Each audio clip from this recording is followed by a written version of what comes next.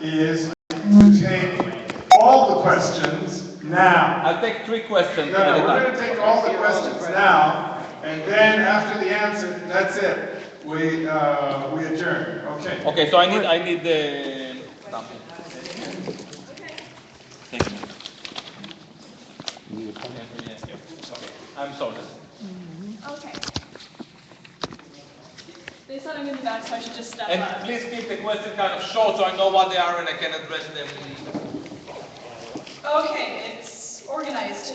Tilly's, I want to respond to this gentleman in the front and say that, to my knowledge and based on a lot of research, there are Friedrich Douglasses, Harriet Tubmans, Gandhis, etc., born in Palestine, and they tend to be arrested, thrown in jail, held indefinitely, tortured, and eventually killed.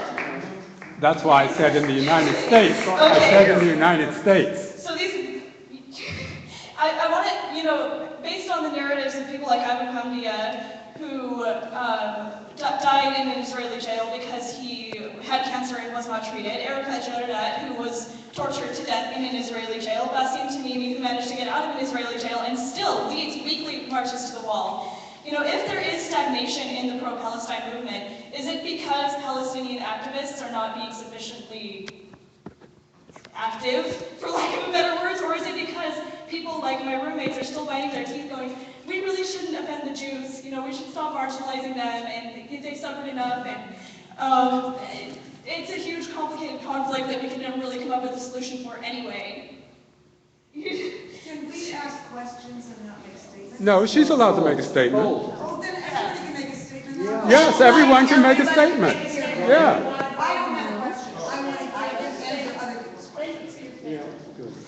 I have one word to say, Jewishosity. And how long are people going to go on saying something that isn't true? There is no the Holocaust.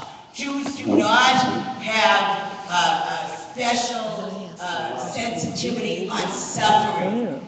They seem to take themselves out of the field of all beings. It just doesn't exist. There is no the Holocaust.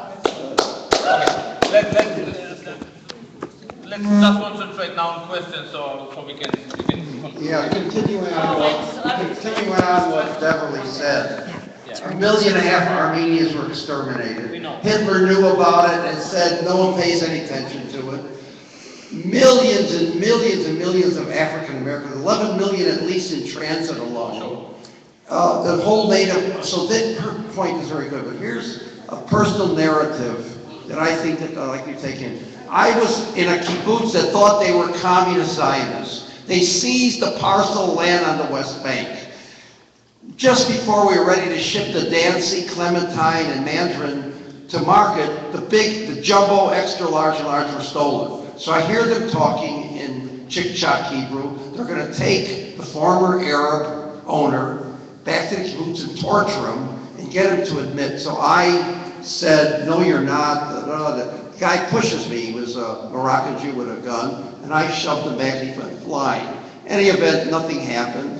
But I went up to his table on the Shabbat in front of his family. I said, do you know that your husband and your son is a filthy racist scum? And he was ready to shoot me because I stopped him from torturing an Arab. And they didn't know what to do with it. So I think individuals, I want to know what we can do physically to intervene and start changing this narrative. And I think the Palestinian narrative is gaining ground. I really do. Okay. I really want you to if you want me to address it, it's not fair on the rest of us. Just concentrate on questions. Okay, please. Short questions so we can build a kind of a narrative that will conclude. Okay, what I'm saying is that I just want to go a step further. Since you don't really have a counterpart Palestinian to speak truth to, Palestinian. what I got from your talk was that the truth will set you free, just being honest, but you don't have a counterpart on, the Palestinians can't respond. And so how do you see an ending when you're just a one-person dialogue? Thank you. Okay. And thank you for your Good. talk. Thank you so much. Okay, I am confused about my Jewish identity, or am I Jewish, am I not? And I think this relates to your second definition or your For sure. Jewish ancestry. So, am I Jewish because my mother was Jewish? And if so, was her mother Jewish? And I think that, well, going back, I don't know, where does it start? And then there are, it's my understanding, when a Jew, somebody converts to being Jewish, they become ethnically Jewish. Yeah. So, I mean, that's a question I have. What is ethnic, an ethnic Jew? Okay. And can somebody stop being ethnically Jewish? You know, people say, oh, you're Jewish. I understand, it's very important. Very good. Okay, thank you, and now, after, Yeah, I'd like to ask a question about Jewishness. Yeah. Now, with anti-Semitism, not anti-Semitism as Jews accuse others of being anti-Semitic, but as there are anti-Semitics.